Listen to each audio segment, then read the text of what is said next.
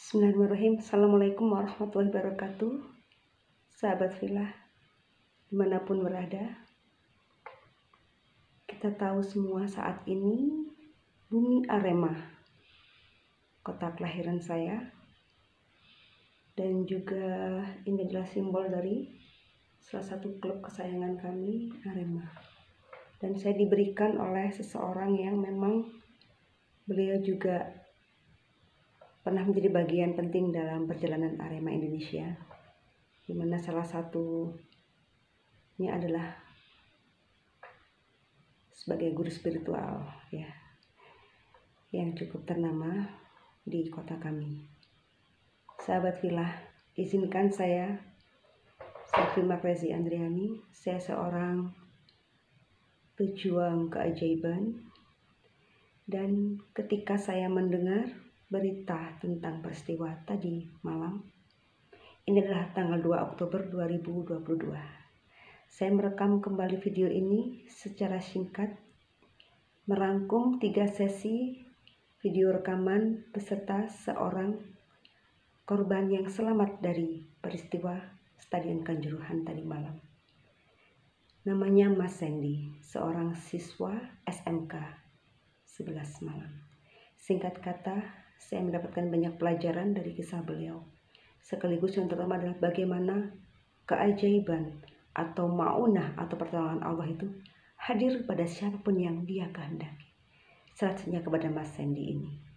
Dia pergi menonton pertandingan laga Arema versus Persebaya bersama 2 orang temannya. Satunya namanya Mas Gebi dan satunya Mas Dani. Jadi ada Mas Sandy, Mas Gebi, Mas Dani. Dan di antara mereka ada yang atas takdirnya semata harus kembali pulang ke rumah tua. Tentu ini adalah satu dari sekian ratus warga terdampak dari musibah atau ujian yang luar biasa. Tidak hanya bagi bumi Arema pada khususnya, tapi juga pada seluruh masyarakat dunia persepak bolaan. Bahkan di berita-berita sampai FIFA pun menyoroti tentang peristiwa yang sangat di luar dugaan ini. Dari hasil wawancara tadi, saya mengambil beberapa headline ya, atau benang merah, atau ketika kalau kita nulis itu saya stabilo gitu ya. Yang pertama, apa sih sebenarnya pemicu utamanya dari kejadian tersebut? Dari wawancara saya tadi bersama Mas Sandy adalah rasa ketidakpuasan atau rasa kekecewaan terhadap Aremanita yang dalam tanda petik oknum yang terlalu fanatik. Terlalu fanatik. Padahal sejati dalam hidup kita adalah janganlah kita terlalu, karena sesuatu yang terlalu tentunya tidak bagus. Terlalu fanatik terhadap sebuah klub mungkin bukan hal pertama terjadi, tapi kalau sampai menimbulkan korban jiwa, tentunya akan jadi sesuatu yang sangat menyentak sanubari semua orang.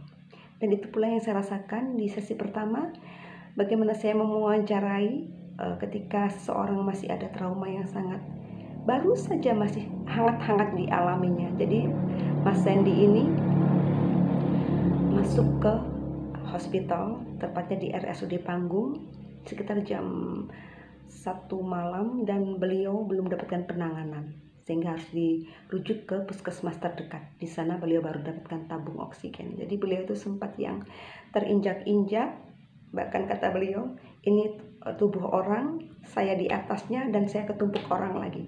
Jadi beliau mengalami luka yang cukup serius di dada kanan. Nanti akan video saya berikutnya ya, karena masih terlalu besar jadi harus diupload di YouTube ini juga. Di sesi pertama karena saya juga cukup concern di bidang pembinaan atau sharing ya, bukan pembinaan lah, berbagi pada remaja, teenagers, milenial, saya memposisikan diri saya sebagai teman. Jadi saya dengan wajah ramah, saya sapa dia, saya bersyukur dia anak yang sangat cool ya, wajahnya pun udah melihatkan dia murah senyum. Saya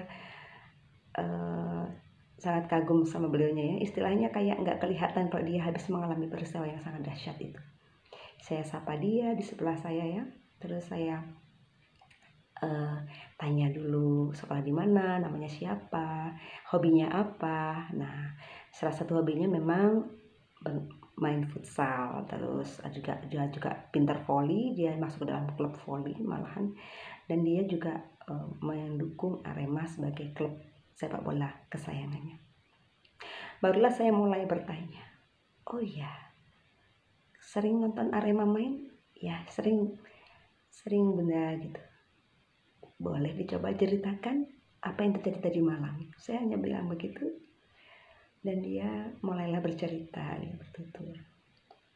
Setelah pertandingan selesai, banyak yang kecewa dengan hasilnya, dan sebagian dari Aremania itu mulai turun ke bawah dengan maksud mengkritik atau mungkin memberikan masukan kepada pemain Arema itu sendiri. Jadi saya ulangi, mereka turun bermaksud untuk memberikan kritikan atau mungkin motivasi ya, atau meluapkan kekecewaannya kepada para pemain yang sangat-sanat mereka fanatiknya luar biasa. Saking sayangnya mungkin ya, tapi bentuk kasih sayang itu yang mungkin kurang tepat. Bukan mungkin kurang tepat, memang kurang tepat. Harusnya bisa lebih bijaksana lagi kalau bisa kita lihat dari kacamata. Tapi itulah karena kondisi yang sudah sangat tidak terkendali dan semakin tidak terkendali. Wallahu a'lam bishawab. Saya ambil cerita yang apa adanya dari cerita beliau adalah bahwa itu yang memacu mereka